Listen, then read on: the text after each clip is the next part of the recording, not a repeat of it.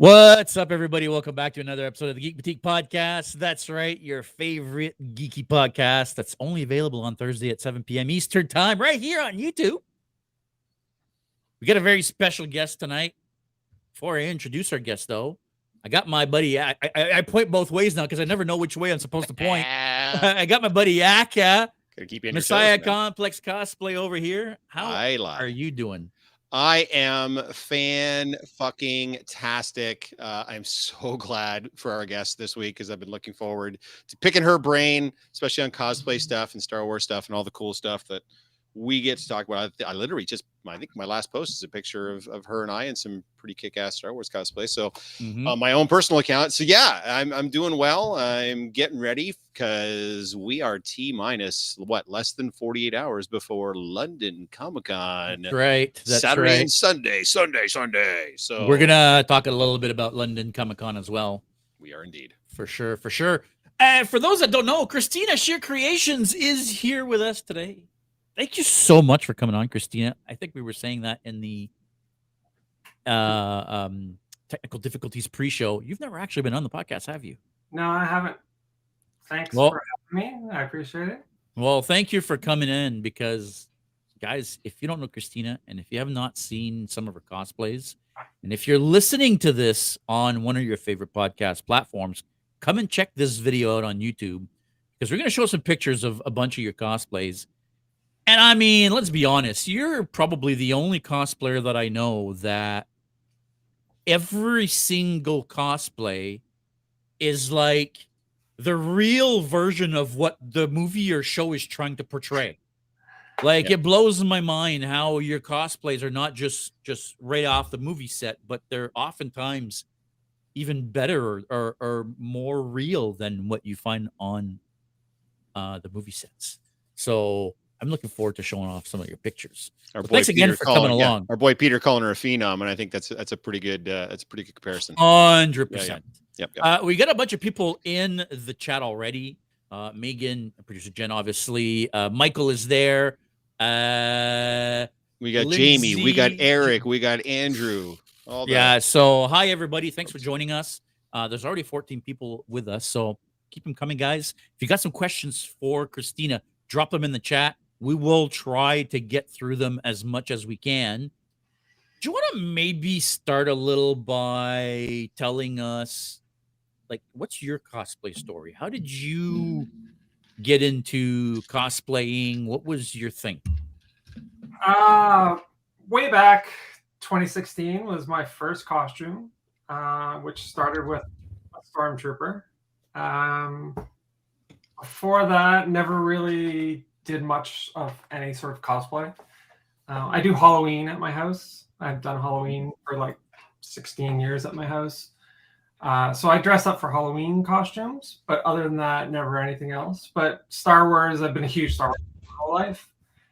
And a friend that I worked with, who's also in the 501st, had a Stormtrooper costume that he was selling. And I bought his costume. I had to replace about half of it because it didn't fit me for size. And that's how I got started. I always wanted to have a Stormtrooper costume. That was always the big thing. And I remember seeing like ads in the 90s in magazines for like, buy a Stormtrooper costume, but how would you ever build that? I have no clue how to build anything back then. But I got this Stormtrooper costume, rebuilt it, and then ordered a second Stormtrooper costume and built that one from scratch. And then from there, it just kind of exploded. In the first year, I did 4 costumes. And then the next year, I added another 3. Were they all Star Wars costumes at first? First 4 were Star Wars. I did 2 Stormtroopers off the bat. Yeah. One's like a stunt and hero. So the hero is like what Luke or Han would have wore, right? So it has more higher details. And then I did my Tusken Raider. Yeah. And then I did my Sand Trooper. Oh, wow. All in your first year? All my first year. Now, the Sand Trooper that you still have and the Tusken... all of them except for the Sand Trooper. I sold the Sand Trooper. Oh, did you really? Okay. And the Tusken Raider, we can see the headpiece right behind you there. Tusken Raider's behind me. So is that like my favorite Star Wars costume. That's my Tusken. Always gets huge audience loving because of the sounds and everything. So Wait, did you say you have 2 stormtrooper costumes? Is that what you said you had? I do. Interesting that. We should have a conversation. 2 stormtrooper helmets just kind of sitting up there. Oh, wow. I'm like, does anyone really need 2? Because like you have 2 and I have none, and I feel like Yeah. Anyways, that's cool. So the love of Star Wars, obviously, from all of our youths. Like I don't know how old you are. I'm going to assume you're at least within the ballpark of our age group, since we all get along so well. So was it that original trilogy? Did you find that the sequels spoke to you more recently, or the prequels when they came out in the late 90s, early aughts? Like what's your Mount Rushmore of Star Wars that kind of gets For me, it's always the original trilogy. Yeah, it is. And then Rogue One. Yeah, fuck them kids, man. Fucking sequels. Rogue One was so good, wasn't it? I disagree. I'm one of the few that doesn't enjoy Rogue One, but Rogue One. you know, I shouldn't say that. I'm very like in the middle. It's a very like a 6 for me kind of thing. It's very much like it's okay, but it's not great. But anyways, but that's cool. So why then, like when it comes to you picking what you're going to cosplay, like obviously the first one was based on availability at the time, and you'd always wanted to do a stormtrooper. So everything that you've done post that, whether it be Star Wars or the Cylon or the Nazgul or whatever, what is the inspiration? Like, where do you need to get to before you're like, I'm going to be that, I want to do that? I have to love the character. Yeah.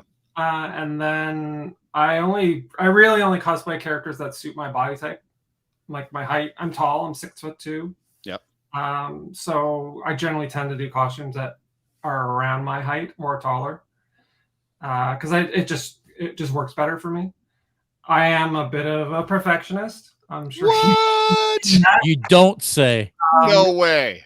And it's always been that way. I mean, I started professionally in animation for my career as an artist.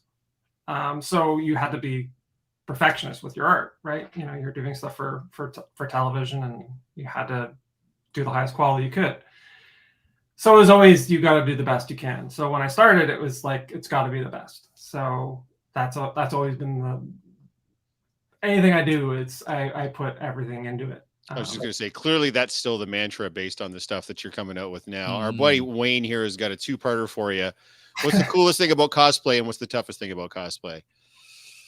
The coolest thing is definitely some of the awesome crowd reactions you get. You know, some characters just wow people. Tell me about it. Look at these guys throw those predators on, and they can't move in a place, so they know what you're talking about for sure. Yeah, and I've done a predator, so I know what like it. You know, not all my costumes get like huge love. Some of them are hits and miss. Some people love them, some people don't. Which is not necessarily a bad thing either. I mean, yeah, the hardest thing is, because I am a perfectionist, is how long it can take on some of these to build. You know, my Mando, I spent 2 years. Is that the longest time that you spent on a single cosplay, you think?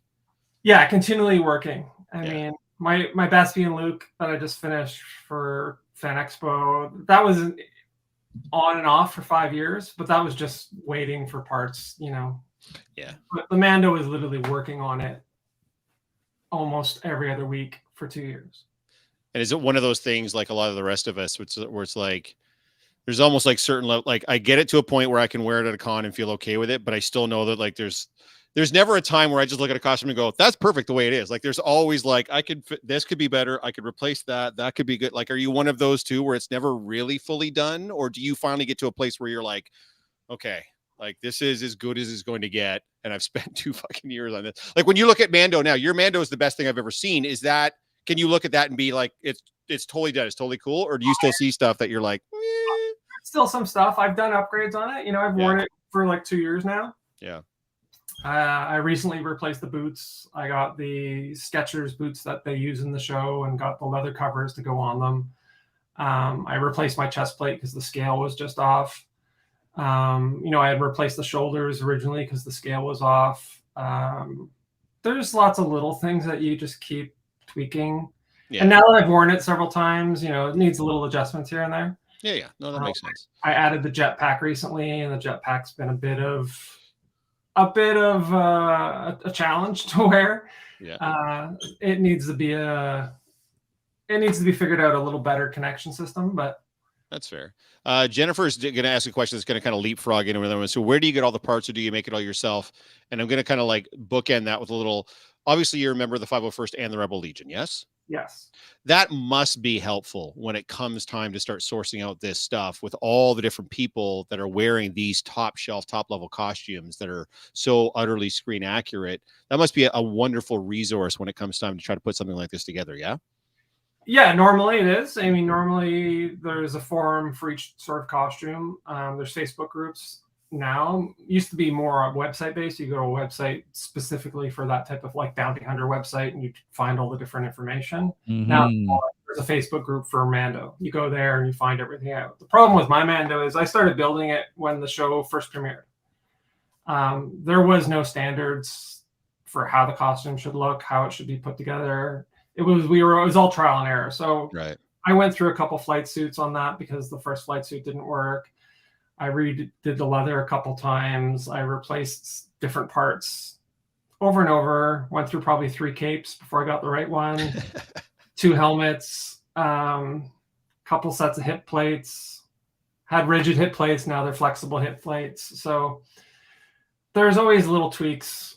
And then, the trouble with the Mando is every season they tweak the costume. Right. They add parts, they replace parts. So, I was almost done, and then the second season came out and they replaced and added parts. So it was like, oh, now I got to get that part. So when it comes time to sourcing stuff like that, like Mando obviously is a little bit of an exception because you were kind of like ahead of the curve on it. But like if you wanted to do, I don't know, like a snow trooper tomorrow, like do you have resources? Do you make a lot of the stuff, or do you end up sourcing it? I buy kits from makers and then I assemble and paint them. Some parts I build myself. Like my Mando, the leather, I did most of the leather work myself. But the armor I bought as a kit, from guys, but then you got to paint and assemble, and I do all the weathering. So I gotcha. Okay. Do you want to talk a little bit about how you got that sick ass paint job on there? That's the Lumiluster paint. So you went the expensive route. Yeah, and then it's all weathered with oil paints. Yeah. As far as I understand, Lumiluster is exactly what they used on the set. That's the actual paint they used for the suits. Yeah. Our boy Wayne's asking here, I'm currently looking into making my own Star Wars original character. Who should I talk to for some Sith clothing? I don't know if you do any Sith, do you? I don't do any Sith. Yeah. That's not my. She's a good guy. Come on. I mean, I've always wanted to do Darth Vader. Ooh, yeah. I have the height for it, but it's another expensive costume. Mm-hmm. I think the Mando pieces to that costume more expensive than the Darth Vader, but I've also seen guys who have the Darth Vader, and it's not the most comfortable one to wear. No, it sure isn't. I don't know a couple of guys that do it, and yeah, they're always unhappy when they're wearing that suit.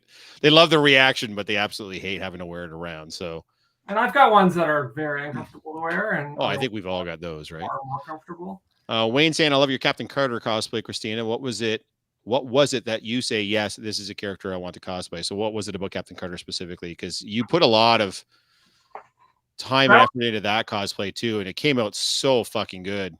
Yeah, that was a tough one. I mean, I watched the What If series and just immediately fell in love with the character. I mean, how could you not? She was the best part of that whole series. So the best part, and it was like she's this woman. She takes the super soldier serum, becomes this giant superhero. And for myself, I was just like, I'm 6'2". I kind of fit the build for this character. Yeah. So that was I was like, this is like the perfect costume for me. So and at that point, there's nothing like off the shelf you could buy other than the shield. Right. So I took images from the cartoon, and being an artist, I drew out all the costume pieces. I got as many references as I could, got images of the toy, the Hot Toys action figure, and just, tried to figure it out, sketch out how I worked. And then I worked with a seamstress and went to her house, and we plotted out a rough costume, like a cloth costume. Went over once it was fitted, and then we sat with a marker and marked up the whole body of where all the stripes and everything line up. And then I just had an amazing seamstress who could sew it all together and put all the finishing details on. Yeah, our friend Megan Avery saying so badass, and Nate is saying the Captain Carter was the one that made me a big fan. It might be my fave. Yeah, the leather gaiters I made, the leather shoulder straps, the buckles. I designed the buckles based off what's in the cartoon, and then I contacted someone who does 3D, and they sculpted a 3D version and printed them for me. Nice. So it was a big one, but it's fun. It's dope, is what it is. Because I think you were not just the suit's also like a canvas type material, right? Yeah, like it's a heavy canvas material. Yeah, like a Cordova or whatever. Because you wore this at Fan Expo last year, yes? Yeah. Because I think that's at Drew's booth, if I'm not mistaken, is what that photo is. That is at Drew's booth. Yeah. Drew's booth was right across from us at our booth at Fan Expo last year when we had that really sweet cherry spot at Fan Expo last year. We won't talk about this year's spot, but yeah, it was. That costume was same thing. Like we saw you in it, and we were all over our booth, and they were like kitty corner. We're watching you shooting it. We're all kind of like fascinated by like that looks like the cartoon come to life. Like that's just so dope. And now I know there's the first con I got to hang out with you guys. Yeah, I think yes, yeah, for sure. That you managed to come over the booth, and then when you showed up in your Nazgul and we were all doing Lord of the Rings, that was that blew my mind. Bonkers. Do we have a picture of that? Hang on, I gotta go through. Oh yeah, checker account is definitely going to be on there. So let me ask you some of the cliche. Let me ask you a couple of the cliche questions that always get asked as far as that goes. So the first is, do you have a personal favorite of all your cosplays? And second, is there a dream cosplay or something that you just haven't quite, whether it be a financial issue, whether it be a time frame issue, whether it be whatever, is there that one sort of white whale costume that you haven't quite done yet, you still want to do this in the back of your mind? My favorite, I kind of like my Tusken Raider is my favorite. I've had that one for a long time. I wear it all the time. I try to wear it at every con at least once. And people love it. You were saying too, right? Like they really get into it. I wear my Mando a lot more because everyone wants to see Mando. He's popular, and everyone loves the character, and it's a big, huge draw. Sure.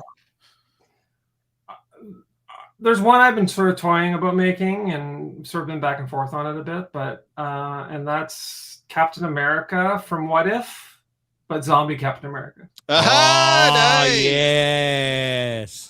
Friggin' right. That would be wicked. And I'm always back on the fence about it, and I've sort of plotted out how to do it, but I think that would be cool. That would absolutely be cool. Yeah, that'd be really cool. Is there anything you're currently working on right now, or are you just kind of like resting on your laurels with all your completely badass kick-ass costumes? I've got a Ghostbusters costume. Yeah, we can see your proton pack behind you. Pack behind me. I've got everything for it. I just have to finish it. It's been sitting idle for the whole summer. It's been a pretty busy summer, let's be fair, right? Like the pandemic's over, we all had to go back to work and back to cons. We can't just sit around anymore and work on shit, right? So yeah. Is that when most of the work on Mando happened, during the pandemic? It all happened during the pandemic. Yeah. So I was working a lot during the pandemic. I was working 78 hours a week. Oh wow. And when I had free time, I would work on the Mando. Can we talk a little bit about your job, Christina, what you do specifically? Of course. I work in film and television. I'm a line producer. What is that, to help the people out, what a line producer is? So it's basically I Heard Cats. I do the budgets and schedules for TV series and films. And then as a line producer, I manage it all the way through production. So I'm responsible for all the costs to make sure that the film stays on budget and on schedule. So if head's got a roll when neither of those come through, is that your head? I hire crew. I hire pretty much a lot of the artists, and then have to manage everyone along the whole way. And, so if a film does go over budget or over schedule or both, is it your head? Like, is that your ass on the line, or is that it falls on my shoulders? It's after a while. The directors sometimes can be out of control, but almost rarely never falls on them. It's always the line producer's fault. So, is there like a favorite project that you've worked on in the past that you could reveal that you were a line producer for? Like, I know where you're talking about, since you seem to be on the more logistics side of things, as opposed to like you're not like on the set and seeing shot and interacting with whoever, but like what for you has been the favorite project for you to work on in the past? That I mean, my last film I produced was called Charlotte. It's a live action animated film for adults. And that was it was my first feature film. So working with huge star cast and, a serious dramatic script. It's available on Crave if anyone wants to watch it. Hey, check out Charlotte on Crave. But that was interesting, to get into feature films. And now I'm producing another another animated feature film. So nice. And that's sort of where my career shifted from TV to feature. To film now, yeah. Now, is that production on hold right now too because of the strikes, or are you guys exempt because it's not union? We're all going, yeah. Our writers are Canadian writers, so right, okay. No impact from that. And as I said, our actor, we have one SAG actor, and he's already recorded, so we're good. Nice. Yeah. JS, I'm hogging everything. You want to jump in? No, keep going ahead. No, I'm interested in this type of stuff. Like, I want to know more about your perspective. I mean, you being in the industry, you probably have a little bit of a different outlook on the impact that both strikes are having on the industry and the work in general, right? It has on the industry. Like, okay, the writers are on strike, the actors are on strike, but that means no one else can work. So, all the film crews, the camera up, hair, makeup, wardrobe. Yeah, the grips, the dolly guys, like nobody's working, right? Airport guys, catering guys, all the supporting companies that work with them. They're all sitting idle. There's huge sound studios in Toronto that are all sitting idle all around, everywhere. So it's a huge impact, right? It's not because your production isn't getting impacted that there are not other productions in the area, in the GTA, that are not being affected. There's productions probably around the world. All around the world, yeah. Being affected by this. Yep. There's Canadian films, obviously, that aren't being affected because they have all Canadian cast and Canadian writers. That's not a problem. But for them, they're probably gaining a little bit because they can hire like A-list talent to work on their shows, like crew that normally would be working on American series. There's a lot of Netflix and Prime series that are shot in Toronto, so they take all the best talent. And they're serious, so they run for a long time. Yeah. So, yeah, I know some of the British stuff too. Like I think House of the Dragon is still shooting because all of the actors are not. They're is it BAFTA that I'm thinking of, or whatever the British? It's not. They're not SAG-AFTRA anyway. And yeah, a lot of them have SAG memberships, but they also are membership in the British Union. So I guess a lot of them are still working. So far as I know, like House of the Dragon is still filming right now because they're not strictly SAG-AFTRA and WGA. So does the union look bad on that? Like if somebody is both SAG and what did you call the one, BAFTA? No. BAFTA is the award. I don't remember what the British union's called. Well, whatever the union is, like if they're part of SAG and part of that union, and then generally not. They can't work over here, so they're going over there and working over there. Is that not gonna hire them through a British union? So, in Canada, we try to hire them through if they're an American actor or Canadian actor who's both, we generally try to hire them through ACTRA. Which is like the Canadian union, yeah? Canadian union, yeah. Yeah. That's for Ontario, yeah. Are you a member of that union? I'm not. I'm not a union employee. See, there you go. So because you're more on the sort of management side, right? Yeah, there's a Producers Guild in America, but I have to produce more films to be able to apply to that. So. I got you. Is that the goal ultimately? Eventually, possibly. I mean, unions are starting to try to come into Canada. I know in Vancouver, they're trying to set up in the animation departments there. They're trying to set up a union there now. So we'll see what happens. We will indeed see what happens. Is there what's your Mount Rushmore white whale? I keep asking these questions about the first one was about cosplay, but now it's about this. Like if someone came to you tomorrow and said you could get involved in any IP, I mean the obvious answer would probably be Star Wars. But I mean, is there a certain IP that you would love to be involved with as far as like let's get outside of Star Wars? Is there another IP you'd like to be involved with on the producing side of things that like one day you'd just be like, oh my God, I would love to do that or be part of that? I would love to be involved in the Star Wars universe. That would be amazing. Yeah. I probably not going to happen, but well, I mean, come on, we don't know. Big Hollywood, if you're listening, I'm primarily animation. I've done some live action, but I'm primarily animation. So it would be, working like Disney or Pixar type thing. Yeah. Mhm. Yeah. Well, apparently there were the Star Wars animated shows that everybody seemed to like and watch that I haven't watched anything of. So And I've also never watched them. Oh, okay. Hey! So can we stop for a second here and talk about the elephant in the room here? Well, apparently Guys, you're the only one that knows what the elephant looks like. I feel so much better that and she that's hasn't a watched it either, so problem. that's good. But that's a problem. I think that there's a big misstep right now on Disney and Lucasfilm's part by creating a show that relies on you having watched everything else before it. And that to me is a problem. Like, you can't assume that everybody's going to have watched everything. When you're coming out with a new property, it needs to be a new property as far as I'm concerned. Now, don't get me wrong, I'm not complaining. I freaking love what Ahsoka is doing. I had chills friggin' last night watching the episode. It was so dope.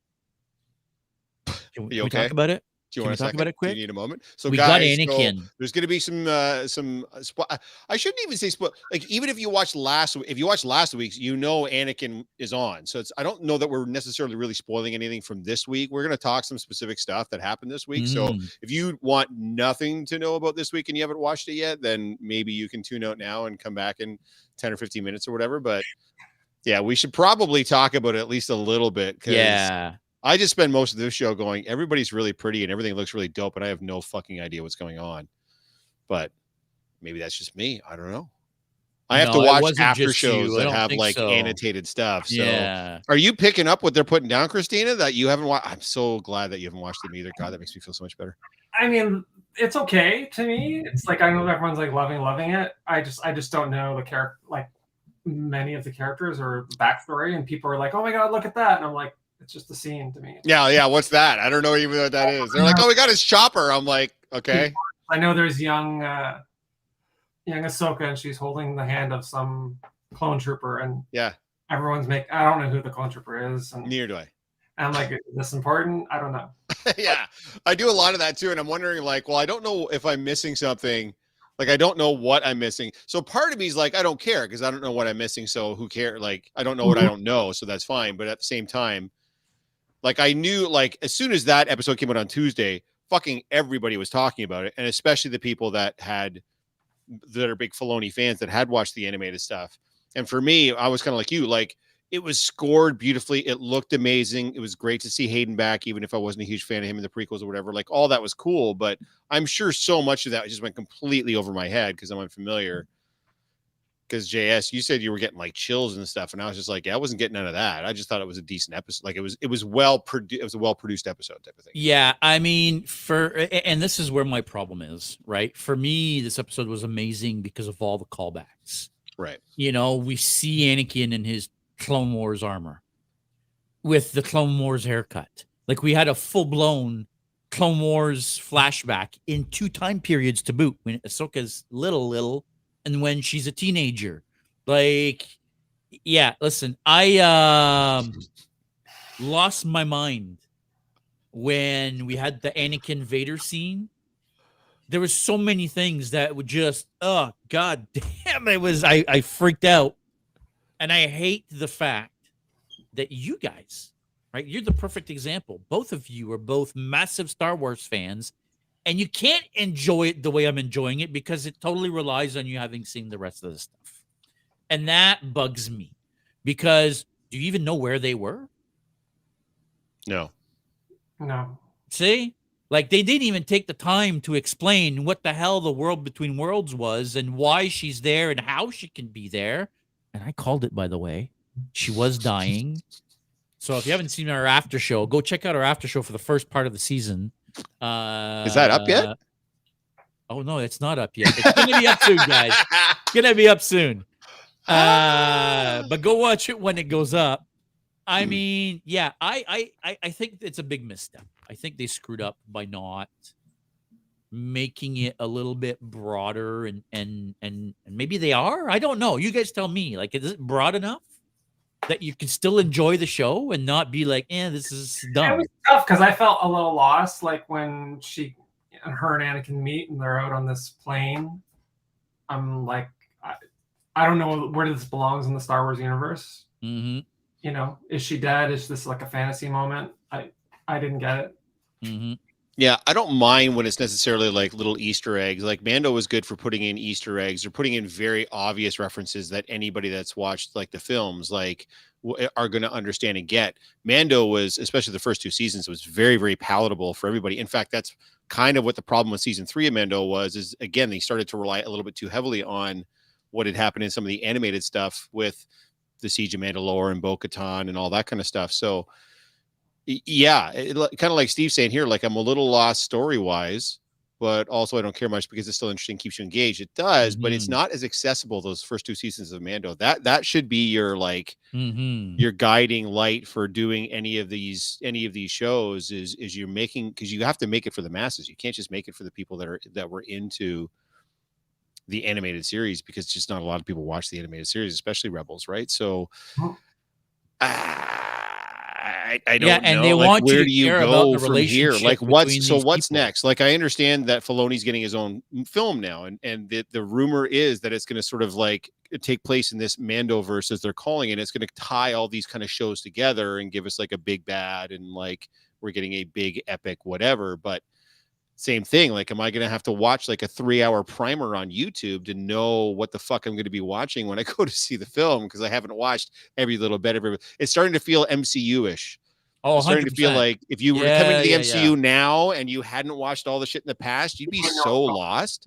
Like, you had no idea what's going on. And so now, yeah. So I mean, I am still enjoying the show, right? Like, I clearly liked Mando more, and I will admit I liked Obi-Wan more, even though that kind of relied on some past, knowledge or whatever.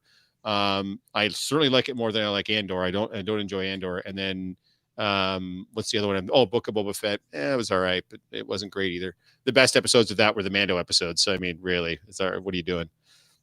So it's ahead of some and it's behind others, but like, for a show that looks as beautiful as it does, and the effects are so amazing, and the costuming is so great, and the makeup is outstanding, and the actors are great, I want it to be a 10, and it's like a 6.5 kind of thing. You know what I mean? Because of what you're talking about. Because I don't know who the fuck anybody is and what's going on. Yeah, I find the production value higher than what they've done on like Mando and Book of Boba. Yes, agreed. It definitely doesn't feel like it's shot on the volume. It feels like stages and sets. But like you're saying, it's hard to get into the story because you don't know the story. I don't know the story at all. And we were talking, I think, on the pre-show or whatever, maybe it was on the after show, that I get that we can't have just we can't have 90 minutes of exposition to like catch everybody up on shit. But like, even some flashbacks peppered in that weren't from this week, but some flashbacks peppered in that let me know who's who and what's what and what's going on. Like, who's Jason's dad? Kanan. Who the fuck is Kanan? Like, Kanan was the Jedi on the cool, man. show. How am I supposed to know that? Yeah, that's again, that's what I'm saying. That's part of the problem. They're expecting you to care about these characters, and these relationships without you really understanding what these relationships are and who these characters are, right? So, I again, I'm loving the show. I think that was a misstep. It just pisses me off that, again, it's Star Wars is so good now and you guys can't enjoy it because of that. So listen, I watch Star Wars for the plot, and the plot is Mary Elizabeth Winstead. That's who the plot is. All right, let's get back to cosplay. Hang on. Not Nick. Wayne is saying, "Hey guys, Nick is trying to leave comments on the podcast, but he's having problems doing that." That's because we blocked him. He's probably trying to cause trouble. That's why the bots are censoring him. No, I'm just kidding. I don't know. This is weird. If he's on YouTube, you should be able to leave a comment. If you're talking about the pre-show on Instagram, that's done. That's done. Yeah. So So you tell Nick from us. Yeah. No, I'm just kidding. Before we get back to cosplay, we're 34 minutes in. I do want to talk quickly about London Comic Con, if that's okay with you, Christina. Oh, yeah. First of all, are you going to be at London Comic Con this year? I'll be there Sunday. Excellent. Because I'm going to see Brendan and Latif, because they're both, the two Mandos, and they're there. Yeah. I thought one of them had canceled. Oh, really? I could be imagining this, but I was under the impression. Jazz is just stirring up shit again. I was under the impression one of them had canceled, but that's fantastic. So we're going to get to see you there. For those that don't know, we are going to be at London Comic Con all weekend. We do have a booth. Real booth 20. this time. Sorry, A real booth this time on the con floor. a real That's- booth that's on right. the con floor. Actually, we're going to be basically in the same spot we were last year. Although the 501st is not going to be across the hall from us this time. They're Around the corner. Yeah, around the corner where that beer tent was last year. They're going to be in that area. I forget what they were called, Powerhouse or something like that. That's where the 501st is going to be set up. But we're still going to have a good time. I don't think they've announced it yet, or it's not on the schedule yet. But I did get confirmation from our friend Jake yesterday that we are going to be hosting 2 panels at London Oh, are Comic Con. these the beans? These are the beans. Okay. I couldn't figure out what beans you were. These are the about. beans. All We're right. going to be hosting, guys, 2 panels at London Comic Con. Panels. So the first panel, well, actually, technically the second panel, we're going to be, you know what? Let's talk about the first one first. Kyle Bear. Do you guys know who Kyle Bear is? Well, Jeff knows, but I don't know if Christina, you know him. Well, Kyle I only know Bear- because they told us who he is. Otherwise, I wouldn't have the. Yeah, clue, so not only is he the voice of Gohan on Dragon Ball Z, he's also the voice of Dragon Ball Z. He's the narrator. Next time on Dragon Ball Z, that's him. He's got 631 credits to his name.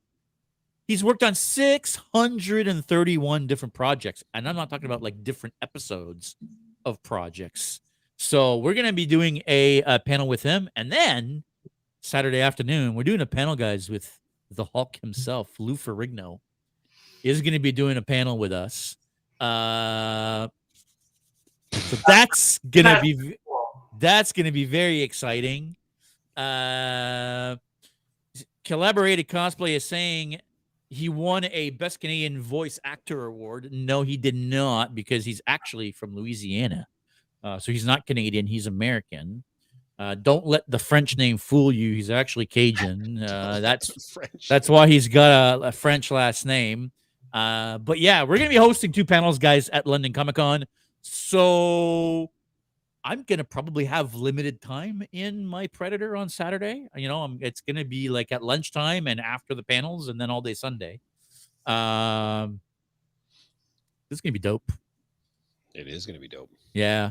That's awesome. About Ferrigno, as Keith saying, yeah, we are definitely we've got some questions that are already set up. Obviously, we're going to be polling the audience for questions as well. So those are both happening on Saturday. So I'm just going to decowl the Batman and just host it in the Batman, and probably with all the smeary eye makeup, and gotta have that sweet eyeliner going on you there, need right? you need a Geeks & Co t-shirt on, and you got to rep the brand, bud. You got to rep the brand. Listen, you may be the leader, but you're not my supervisor. Let's settle down, all right? Let's.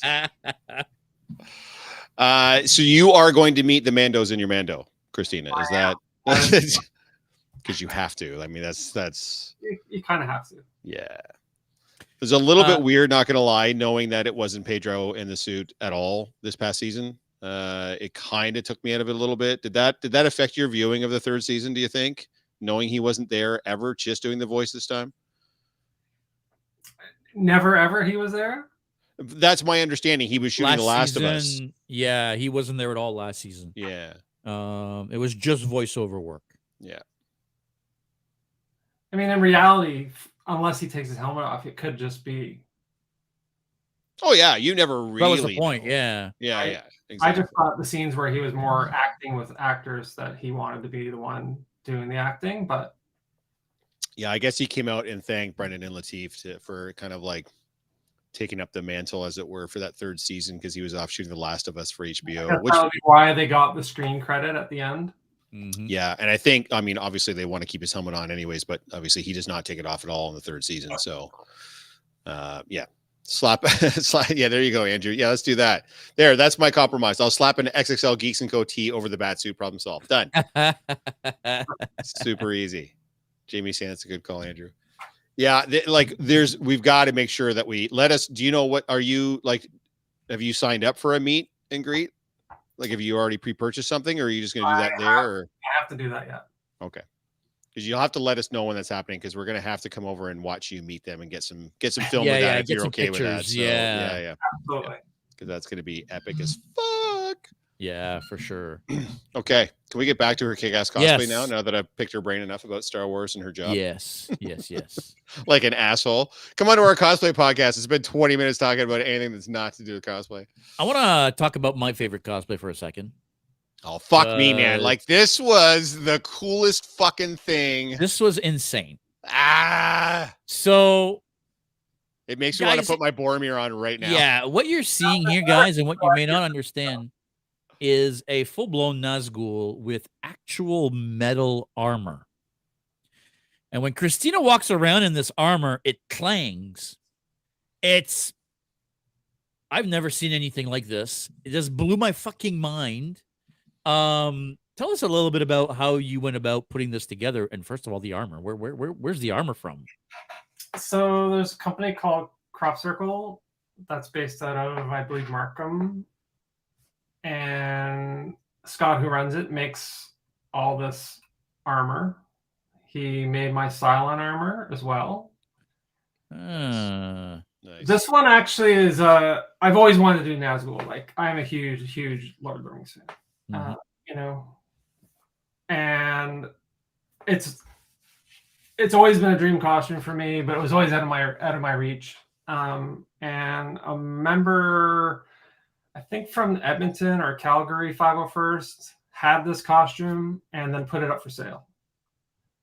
And so I bought this costume used from someone else. Oh, okay.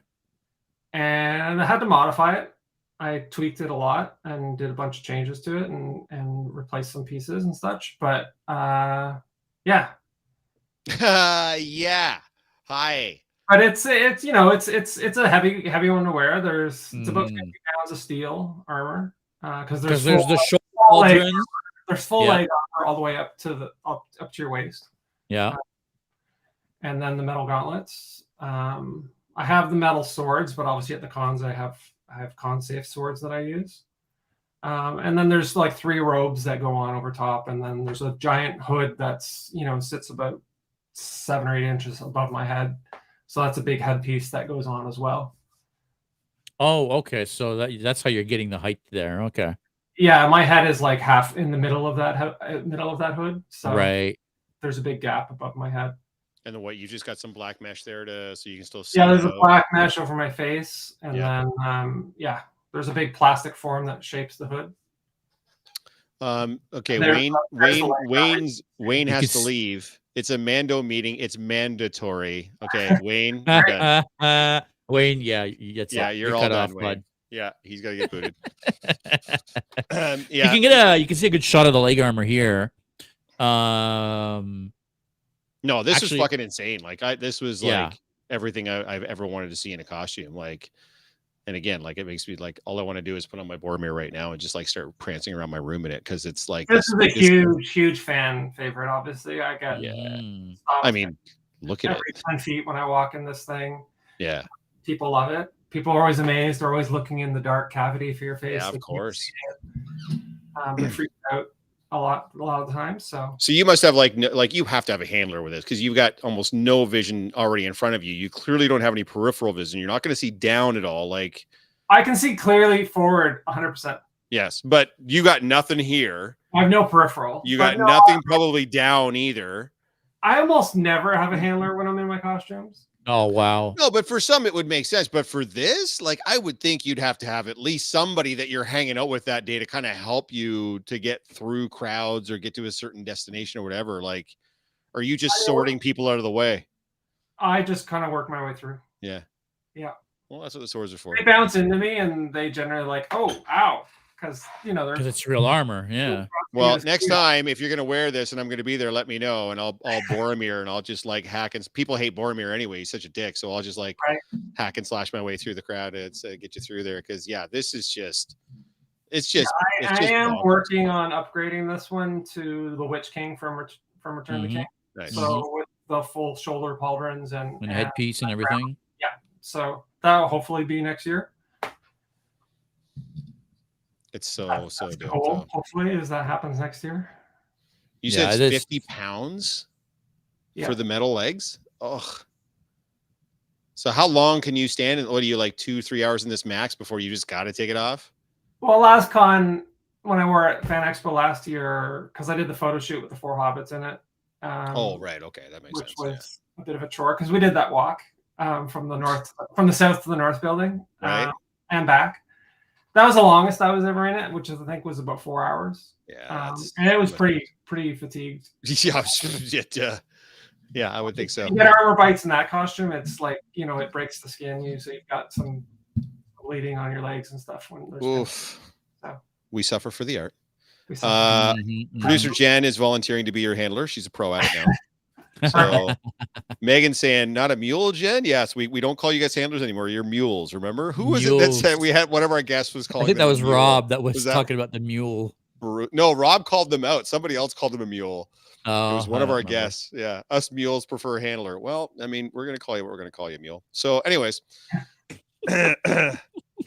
so that was got to be a pain in the ass. Now, of course, we'd be remiss if we didn't touch on your Predator, because of course that's a big part of who the Geeks & Co. are. Now, I know you don't have it anymore, but at one point you had, that, for those of you listening, we're showing a picture of this absolutely insane Predator costume that Christina had at one point. Can you give us a little bit of detail on this one? So yeah, this is a full latex Predator costume, head to toe. Basically 99% of your body is covered in latex. Very hot, very uncomfortable. I think I was about 6'10" in this costume. There's about 3 or 4 inches in the feet, and then the head, obviously you gain a bunch of head because you can see where my eyes are and my head's not that tall. Yeah. Pretty so awful. You need to be helped into a costume like this. Like, you can't just put that on by yourself. Yeah. This one took 2 people and an hour and a half to put on. Ooh. And then about an hour to take off. Fuck me. Wow. And the big problem with this one is after you wore it, it had to be repainted because the latex, the paint rubs off the latex. Yeah. You basically, I wore this 4 times and had to do repaints. Every time? Yeah. And is that ultimately what led to you selling it? No, it was the impracticality, because to line up 2 people for, it's a Saturday at a con, you want to wear it because it's Saturday, and to say, hey, can you give up 2 hours of your time and then this one you kind of do need a handler with. It's really, you get really hot in this one. Like the last time I wore it, I almost got to the point of heat exhaustion. Like I could start feeling a little lightheaded. Ooh, yeah, that's not good. Like, okay, get me to the room. I got to get this off. Like, it's just, I'm at my peak. I'm at my limit.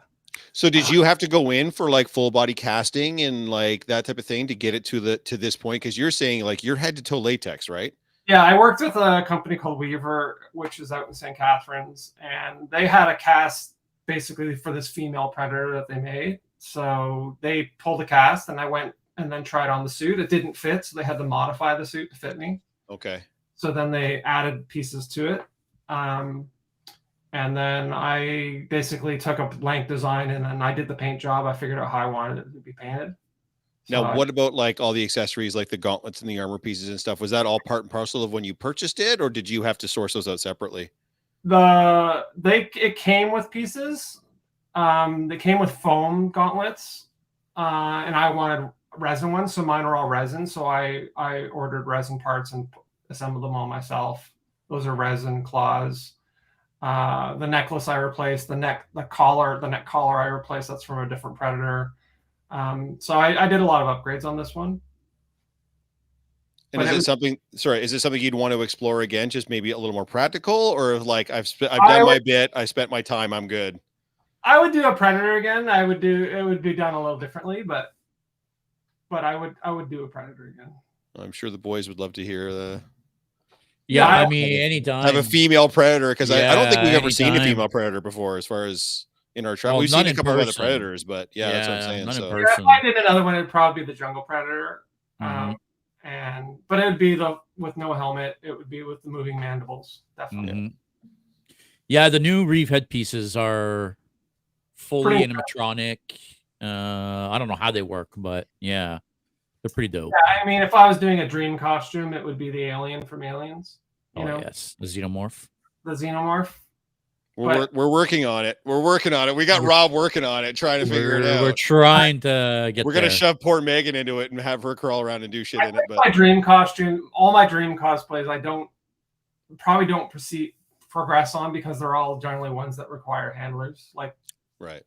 right, and it's just tough to line up people to be able to guarantee. If only you knew people that like had a booth and like Only. had people with like a change room, and they had people like literally like Yeah, I mean, volunteering as tribute, hand pink waving here. So I'm just saying, we Had I have known mules. They will help you. for your predators, I mean, I would have kept my predator and would have.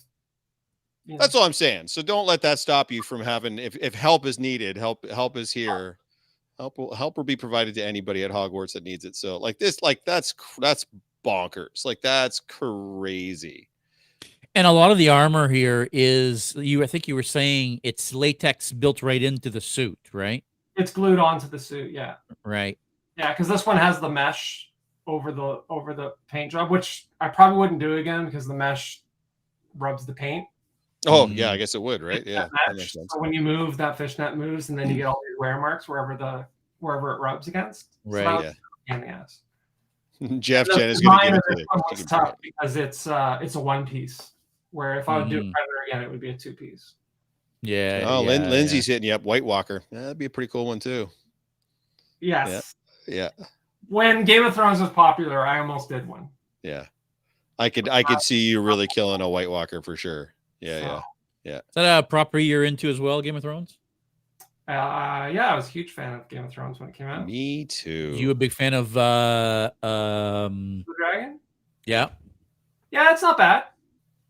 I think the second time I watched it was better. Mm-hmm. Kind of Definitely has not as the same level of complexity as Game of Thrones No. had for sure. So it's Yeah. really just the two rivals and the people that are surrounding those two rivals, as opposed to 47 different families that are all vying for shit. So Yeah, and for me, who never got into Game of Thrones to begin with, like when people are talking about Game of Thrones, it's always like there's so much going on that it's like, yeah, whatever. This was simple and it was concise and it was, Yeah, a lot of and it was Matt Smith. Let's be honest. I mean, frick. older costumes, like from older franchises, because that's stuff I grew up with, like my Cylon, obviously, from early 70s, and my Planet of the Apes was the other one, because before Star Wars was Planet of the Apes, and for me as a kid, I had all the Planet of the Apes action figures, and that was the big thing.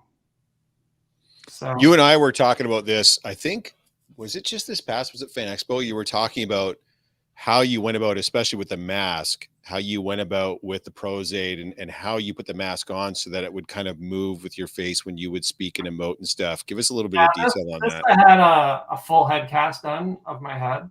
I went to a makeup studio in Toronto, and they're guys that work on the Star Trek series, and they did a head cast for me. And then I shipped that head cast to LA to a guy who makes the prosthetics. And then they do a foam prosthetics. So it's foam latex, so it's spongy and it moves, and then you glue it onto your face with Prosade. And then when you move, it emotes, right? So if you blink or squish your face or open your mouth and close, it opens and mouth with it. So it's a pretty cool costume. Wow. I mean, there's quite a bit of makeup still there. Like the prosthetic doesn't go all the way up to your eye, right? Like there's quite a bit of area that you have to put makeup in, correct? Probably less than a finger's width. Oh, really? Oh, wow. Oh, so there is a bit of blending that goes on when it gets applied there. Now, I'm assuming the rest of the costume is a lot of, because this is, like you're saying, I mean, this is an older property. It was enormously popular at the time, but we're literally talking about something from the 70s and the 80s and stuff. So how do you go about sourcing the rest of the gear as far as some of the detailed work that you've got on? Did you have to make some of that yourself with the leather work, or did you have to source it out? This was all sourced from a company in LA. And do they specialize in this kind of stuff, like retro gear? Or did you have to like tell them like, I need this or I need that kind of company thing? called Ape Mania. Okay. Well, that explains it. They make like one of the makeup artists worked on the films, so he has a team of people, and there's a huge ape community in LA, and they do groups. So huge ape community in LA. You There's haven't only done this things in a you're going to while, hear have on you? the Geek Boutique, guys. You're only going to hear someone say that on the Geek I Boutique. think like 2019 was probably the last time I did this. So this one sits on a mannequin in my basement because it's far too nice to have hanging in a closet. But it will come out again next year. Absolutely. Yes. Hell yeah. Yeah, I can't wait to see this. I haven't seen this in person. When I walk around and when you talk and move and your face moves, people freak out. Oh, I bet. Like it's not a mask. It's like it looks like your faces. Yeah, that's you. I'm like, no. I'm much prettier than this. Fuck off. Is this mask essentially done the way that the masks were done when they filmed the original movies?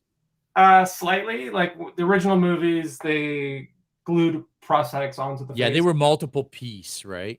And they Yeah. put a wig on over top and then blended out in between. Mhm. So this is all those face pieces, but then glued onto a face. So it's basically a giant, like a black hoodie that you put on. So the wig is attached to the hood and the face is glued to the hood. So then you glue the face prosthetics to your face, but it's attached to a skin underneath. So bonkers. Very similar to the wig. Absolutely bonkers. And guys, fun. like I was saying, that looks like so much fun. Yeah. Oh yeah. Yeah. People love it. Yeah, just aping around like that with your gun and everything else, and talking to people with the ape. Like that's got to be that's got to be a blast. Yeah. Because some of your guys, like Din and like the Nazgul, like some of them are just like the strong silent type. But that one, I mean, I would goof around. That's what I'm saying, right? Like sometimes it's fun to have ones where you can be a little more extroverted, and you have other ones where you can be a little bit more demure, and like it's nice to have that kind of range of stuff to work on, right? How many total cosplays do you have at this point? I think about 17. 17, eh? Yeah. That's Damn. nuts. And is the Tusken your oldest? No, I guess it would still be the Stormtrooper, right? Stormtrooper would be the oldest. Yeah. Both came the same year. Oh, that's right. You did 4 that first year. Oh, yeah. You got those 2 Stormtrooper costumes. That's right. Stormtroopers. One of which would probably fit me. Anyways, I'm doing another Cylon as well, a gold Cylon. Oh, really? I have 2 Cylons too. Look at that. Wow. Actually, yeah, I think we have a picture of in touch. Your Cylon here, because that's also pretty freaking crazy.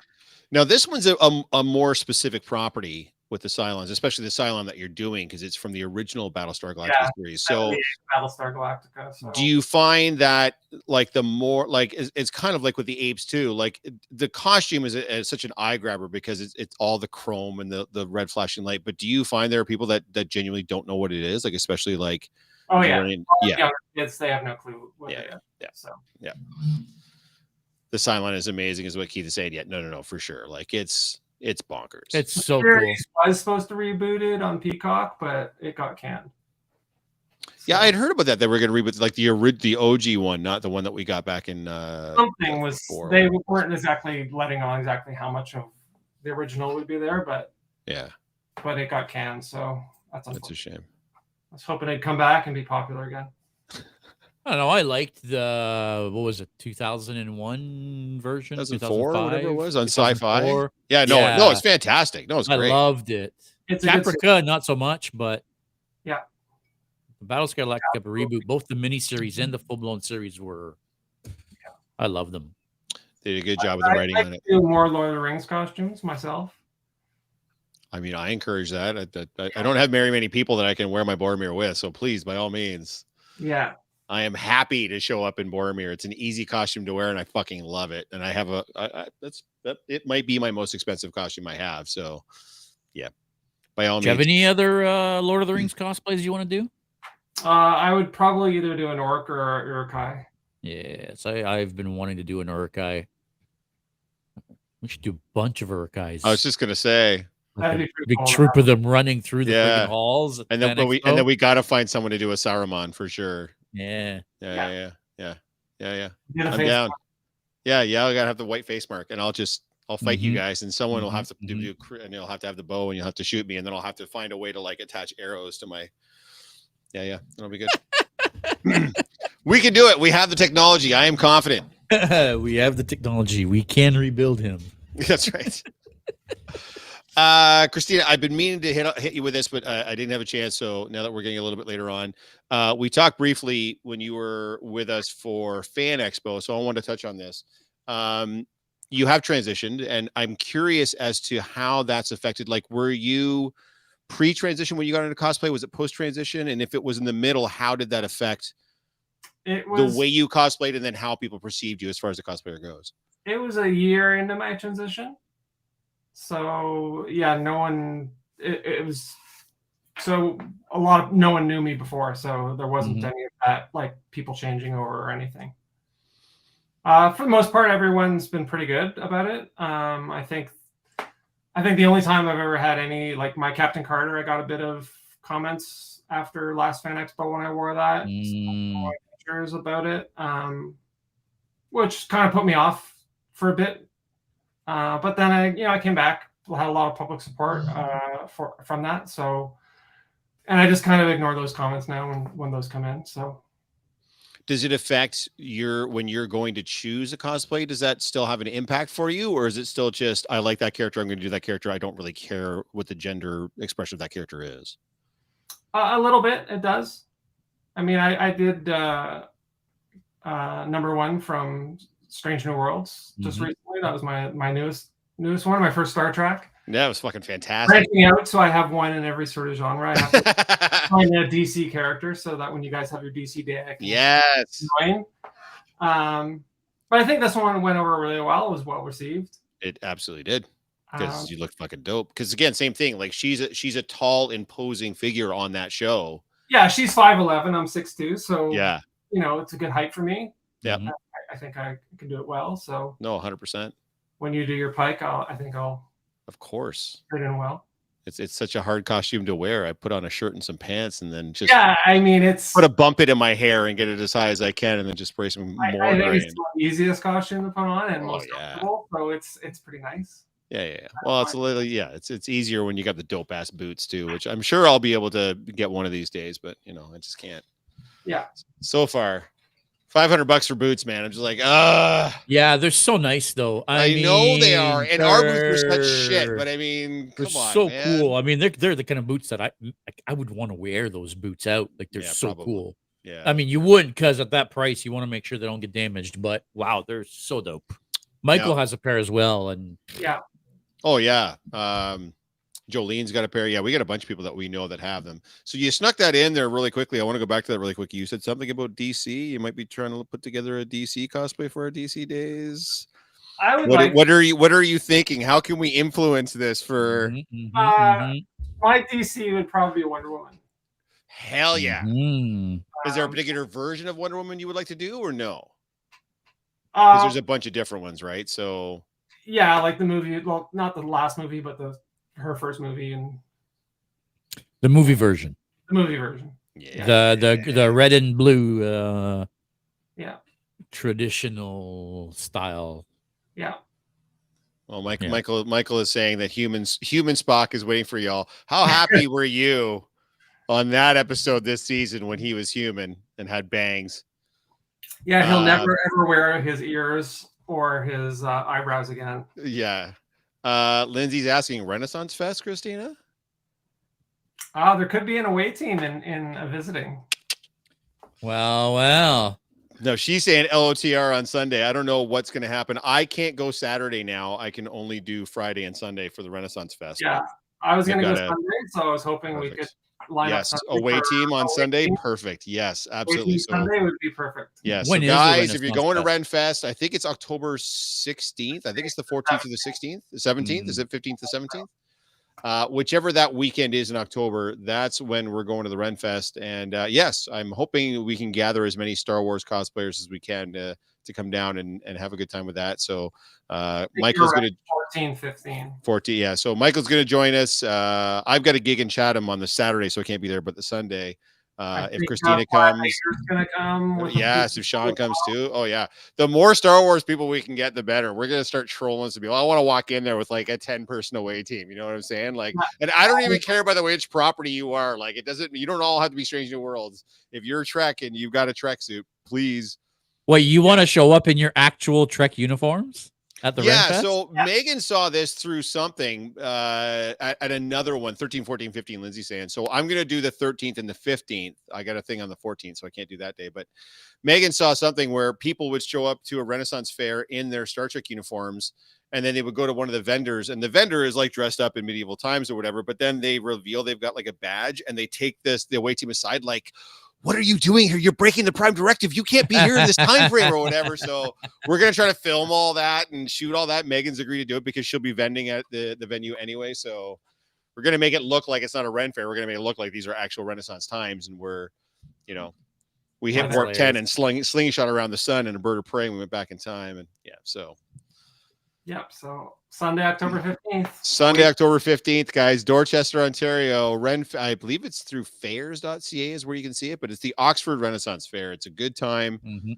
We will be there. Yeah, we're going to do that shit because that's going to be fun. And yeah, we're going to eat, we're going to drink, and we're going to do all the silly things that we normally do anyway. But so you're coming to London and then you're coming to the Ren Fair. Is there anything else appearance-wise that you're going to be doing for the rest of this sort of con season, or are things kind of like, are you in the same mode that we're in where things are just starting to wind down now? Things are winding down. Yeah. We're keeping you busy though. Halloween at my house. So oh yes, tell us about the Halloween, because you don't fuck around when it comes to Halloween at your place. I heard about this. Set up at my house called Ravenwood Asylum. It's on Facebook. It's the whole front exterior of my entire house, driveway, everything. And then there's a haunted house inside the garage. And there's about 1,500 kids that show up. There's usually like a 35-minute lineup to get inside. Get out of town. It takes about a minute and a half to go through. There's animatronics inside. There's scary people inside scaring people. And I've been doing this since like 2000. Wow. I think 2008. I'm looking at a video right now of a crowd in front of your house. Yeah, and there's got to be like 300 people in front of your house waiting to get in. Like that's just insane. That crowd's that long for 3 hours. So wow, that was always my thing. And I build like a lot of my Halloween props. So is it a neighborhood thing? Like, do some of your neighbors get in and kind of help you out? Like you said, you've got people inside doing scares and stuff. Friends, so any friends who want to help, they come. Drew from Photography, which is Andrew. He comes every year and helps. He's a huge fan and huge lover of Halloween, so he always comes with some people, and wherever I can round up and help. Oh, you got the big giant skeletons too. Yeah, I got the 2 skeleton, scarecrow. There's about 4 or 5 new props for this year. So same thing with the cosplay. You're just building new pieces every year, like you're upgrading it every year. Yeah. There you go. Always making this something new. Jennifer saying that's it. We're filming a video at Christina's house. I started the honcho. There you go. Yeah. I start setting up in the next week, and then it takes me about 6 weeks to set up. So, I mean, I would think the Predators would be a pretty good addition to that little thing. So I think you should definitely shoot up and go over and check it out on Halloween. Yeah, that's nuts. Halloween night is I mean, it must be busy. I mean, you tell me, like, are you just opening the haunted house Halloween night and that's it? Yeah. That's a lot of work for one night, eh? It is a lot of work. It's pretty exhausting. I mean, me and Rob used to do stuff for Halloween every year, and yeah, I mean, we never went this big, and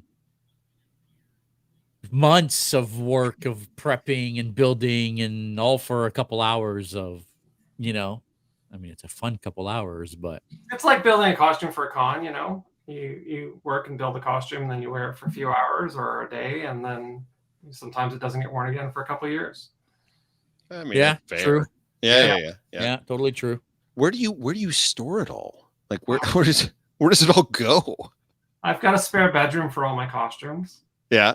So it's like 3/4. There's a spare bed in there, but every other square inch of the room is costumes. and stuff for the Halloween stuff. And the Halloween stuff's all in the garage, and then I have a shed at the side of the house that I built to store stuff in as well. Damn. When you're building additional buildings to store your props and decorations, you're into it. Like a shout out to our boy Snowhawk there, Mr. Ed also built an entire bunker, he calls it, to store all his GI Joes in, and it's not a small building, by the way, like a and garage. It's packed to the tits with GI Joe shit. So I've been in it; it's insane. So yeah, no, I get it, man. It's it's the art, right? Is that so? I think we talked about it before, but as far as getting into cosplay, like Halloween was the gateway drug, obviously. I think a little bit. I mean, I love being in costume. I have the zombie costume that I wear, and they all just know me, and kids love it. And then when I did the Stormtrooper, Toronto Comic Con was like my first con in 2016, and you just got a huge attendance, and people just love it, right? Yeah. People come up and like, oh my god, a Stormtrooper, it's so cool. So Is that the birth of the zombie cosplay? Did that kind of come about so you could add that into your Halloween display, or are they mutually exclusive? The zombie costume it's part of my Halloween. Yeah, Oh. because it's dope. It looks so good. That was before Stormtrooper. So. Oh, is it? Okay. Oh, really? Okay. Oh, okay. Okay. So do you wear that every, like we can see it in the background there? Do you wear that every year? Or I do wear that every year for Halloween. That's awesome.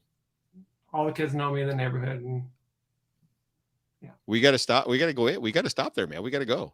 We got to check this we got to out. plan it. Yeah, we got to plan a trip. Yeah. We got to make it a thing.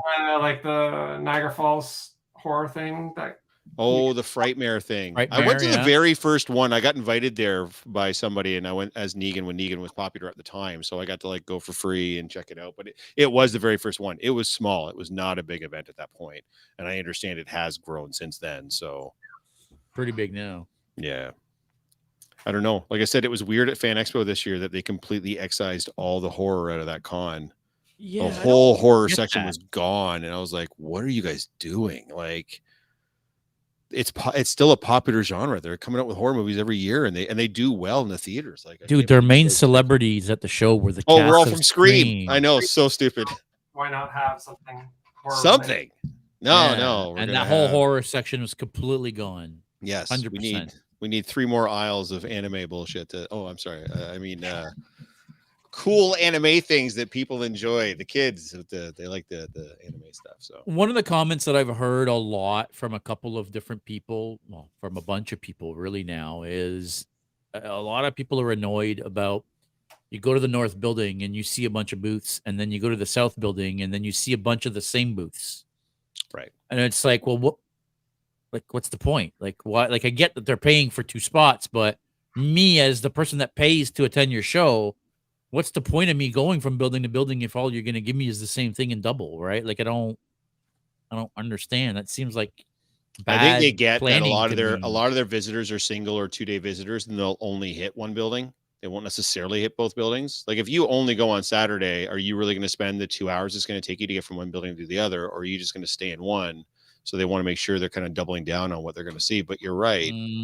Or you've got a bunch of vendors selling the exact same. Like, how many lightsaber vendors did we see this year? Like, I love lightsabers. There's like 6 of them just in the north building. And they're all selling the exact same sabers. There's no difference between any of the sabers. They're all advertised with neons and pixels and all this stuff. So do we really need that many people selling the exact same thing?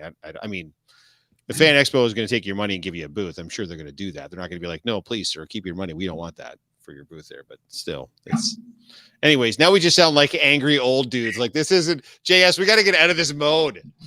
Can we get into something a little more cheery, please, before we sign off for the evening? Because we have been on for 1 hour and 15 now, guys. So we're probably going to start winding it down now because old man's got to get his beauty sleep.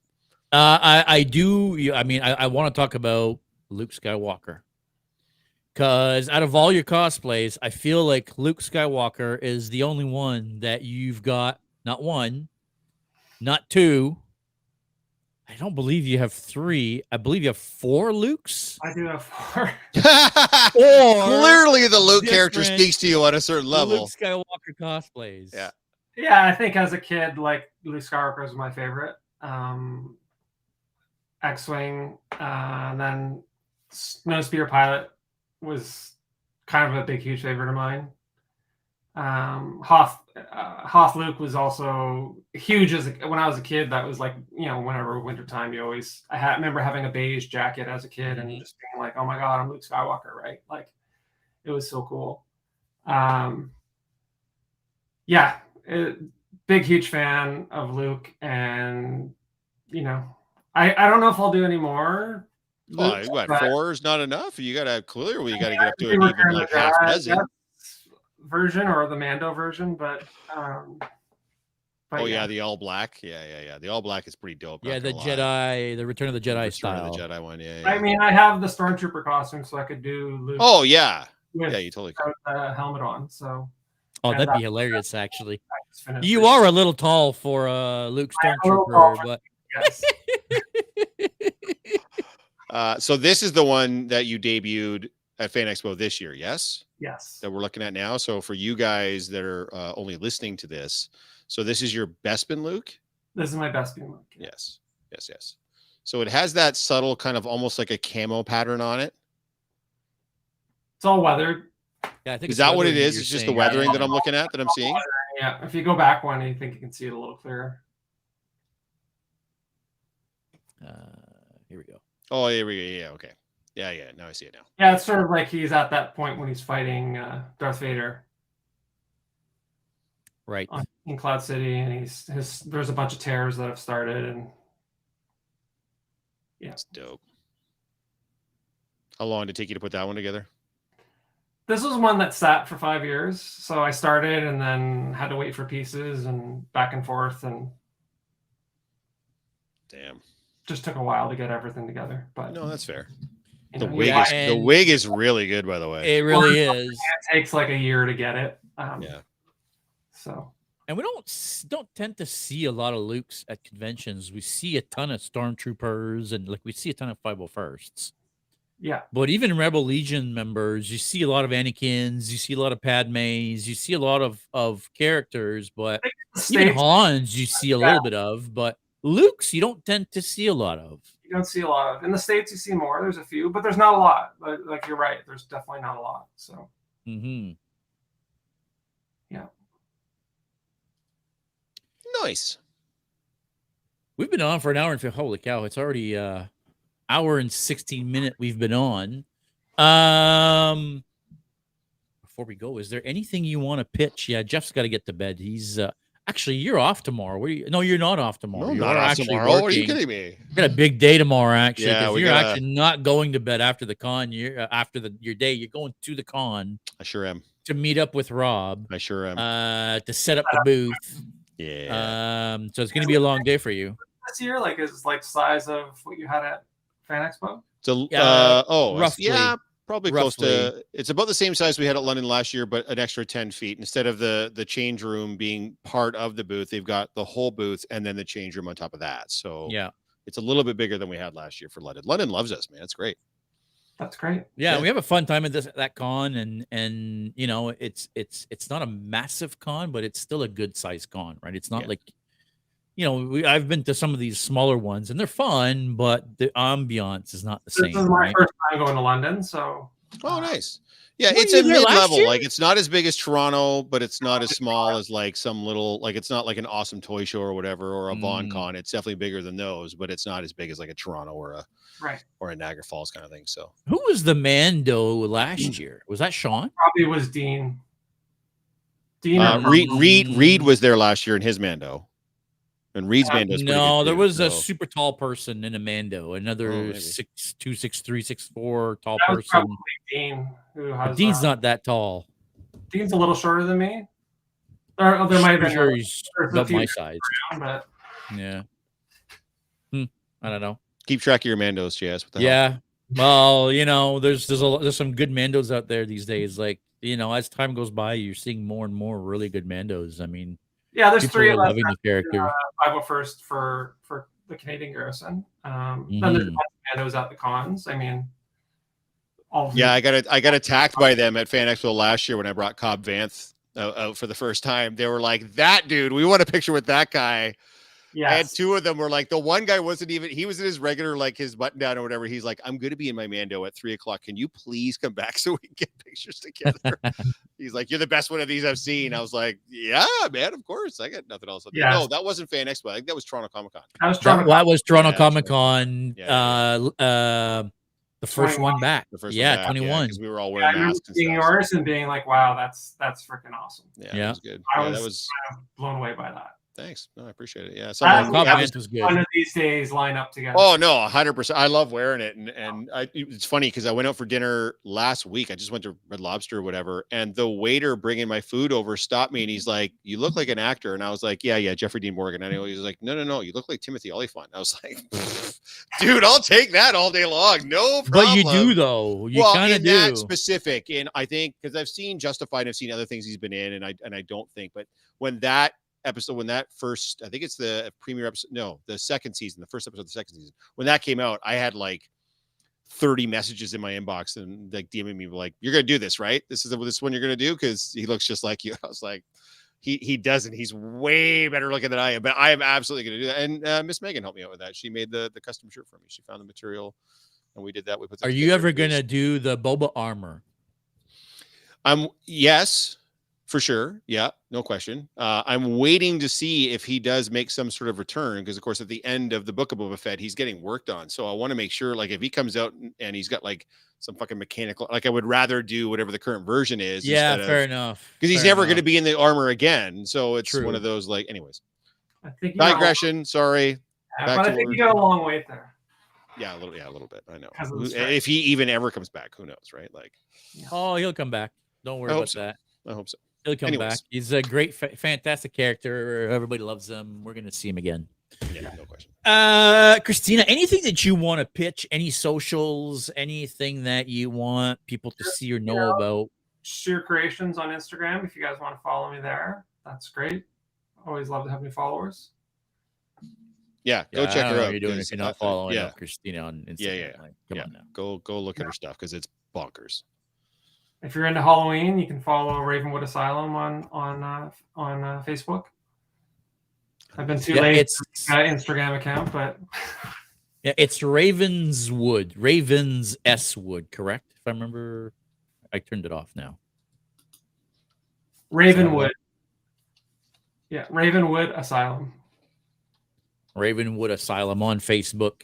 Yeah. Yeah, check it out. And we're gonna see you on Sunday. And I'm gonna be there on Sunday, and I'll come Excellent. by and hang Yeah, out. hell make sure you come and say hi and hang out, and especially with your Mando.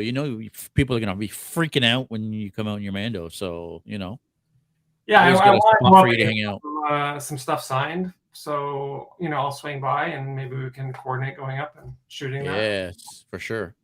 Yeah, we'll come up in Predators while you're getting your. That'll get attention. Predators. Oh yeah. Also, funny enough, guys, if you didn't know, we're going to be at the Northern National in Windsor on. Do you remember the dates, Jeff? That one is September 29th, 30th, and October 1st. There you go.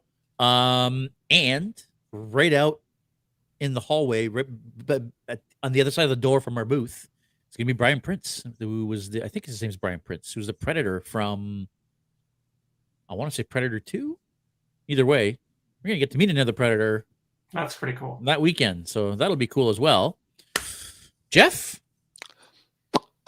Yeah, no, I think you've covered it. Yeah, London Comic Con this weekend, Windsor, and then so Renaissance Fair. That's just one to do. But on October, let me double check on this 1 second. I should have had my ducks in a row, and here my ducks are all just running all over the place and willy-nilly. I believe it's October 14th. October 14th, Saturday, October 14th in Chatham is Crowfest. So I will be hosting the costume contest on that Saturday. So I believe it's from 1 to 4. Come on out. It's a great old time. And I think Steve is going to be there with me. I think we're kind of co-hosting the contest. It should be a good time. So it's Crowfest on the 14th. So the 13th and the 15th, I'll be doing the Renaissance Fair. And then I'm going to be shooting a short film the next weekend also in Chatham. And then I think finally that's fucking it because I'm so done and burnt out. So yes, so that's the order of progression. So after October, like November, December, January, February, I'm just taking all that time off. We're not coming back until March in Toronto. We'll be back and better than ever. But until then, going to work on some projects, got some stuff in the works. I'm not ready to spill any beans on that yet, but starting to put some pieces together and see what we're going to come up with for next year for a bigger build costume, which I haven't done in a while. So inspired by someone that we have on the podcast here. So we'll see what we can do. So yeah. Friday the 13th, Friday, October 13th. Me and Rob are going to be at the Deadly Grounds Cafe. Yeah. And Jason and Michael Myers. Sweet. We're going to be there for a couple hours from 5 to, 7 or 8 or however long they'll endure our shenanigans. And then I think that for me anyway is going to be the last event for this year.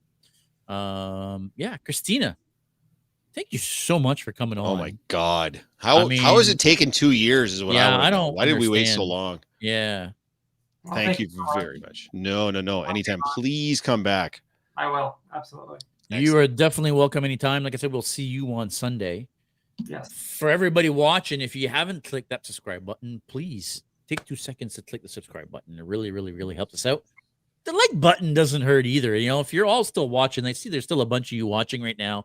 I expect to see at least that many likes when we're out of here. Because again, it costs you absolutely nothing. Nothing. It helps propagate the podcast through the YouTube verse. If you are listening to the podcast on whatever your favorite podcast platform is, come and give us a follow anyway on YouTube. Geeks and Co. on YouTube. We do a lot of videos, after shows, geek builds, geek tests. God, we do all sorts of stuff. So come and check us out. That is going to be it for this week. Might have a special guest next week that we're not going to talk about right now, but keep your eyes out because I'm really, really excited about this one. But make sure you stay geeky, and we'll see you this weekend at London Comic Con.